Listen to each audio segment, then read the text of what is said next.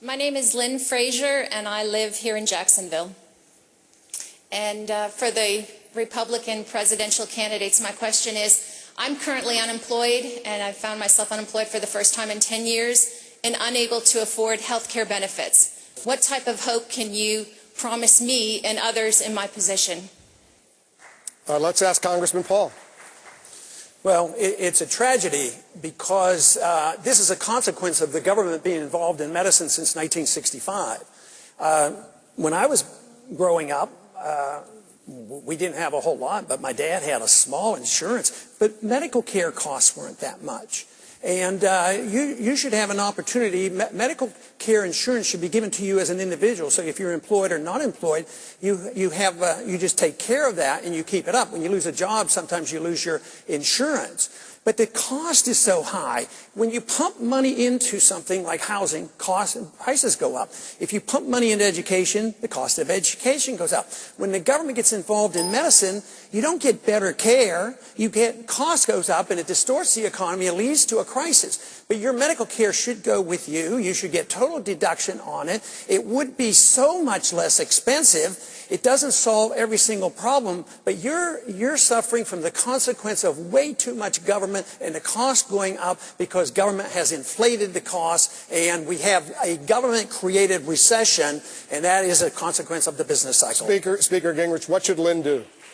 Well, the largest challenge to this country is to get the economy growing so she can have a job, so it's easy for her to have insurance.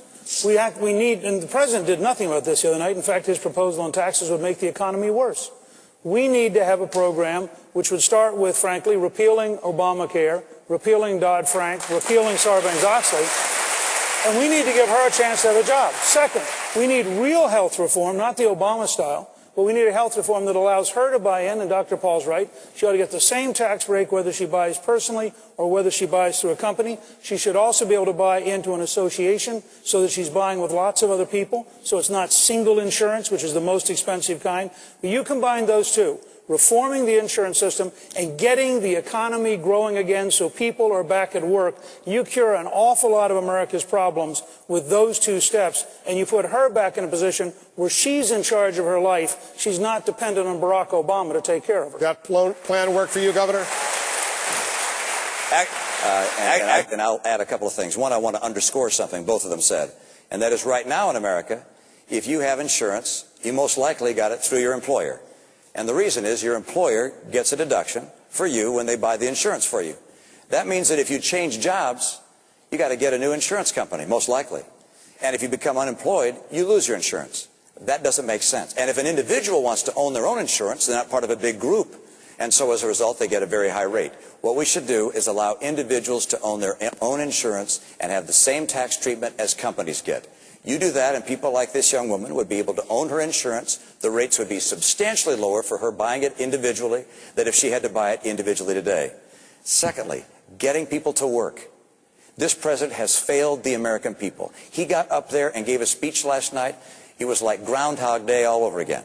He said the same things and the same results we're seeing today. People are not working.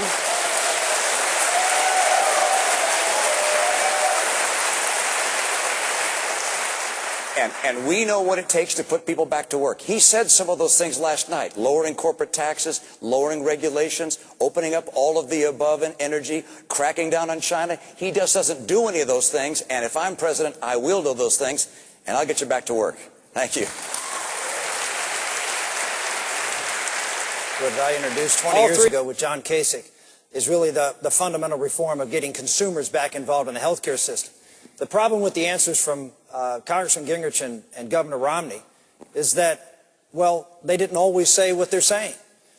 Governor Romney was the author of Romneycare, which is a top-down government-run healthcare system, which, read an article today, has 15 different items directly in common with Obamacare.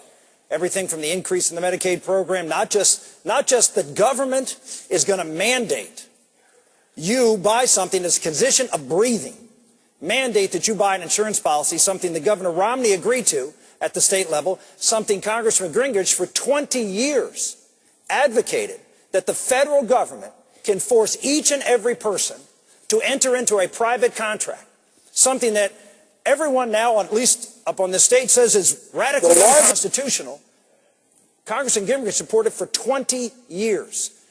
Governor Romney supported in the state, a state that is pretty much a model for what Obamacare is going to look like. Highest health care costs in the country, 27% above the average. Average waiting time, 94% of the people in Massachusetts are now insured, but there was just a survey that came out and said 1 in 4 don't get the care they need because of the high cost. So you have a card, you're covered, but you can't get care. This is the top-down model that both of these gentlemen say they're now against, but they've been for, and it does not provide the contrast we need with Barack Obama if we're going to take on that most important issue. We cannot give the issue of health care away in this election. It is too foundational for us to win this election. Quick rebuttal from Speaker Gingrich and then Governor Romney. Well, in my case, I think Rick is lumping us together rather more than is accurate. If you go to healthtransformation.net, I founded the Center for Health Transformation. I wrote a book in 2002 called Saving Lives and Saving Money. It calls for you and your doctor and your pharmacist and your hospital to have a relationship. I believe in something like patient power. I didn't advocate federal mandates. I talked about at a state level, finding a way which included an escape clause that people didn't have to buy it. Finding a way to try to have people have insurance, particularly for wealthy people who are simply free riding on local hospitals. But the fact is, it was a personal system dramatically different than either Romney Care or the version Rick just described. Governor Romney.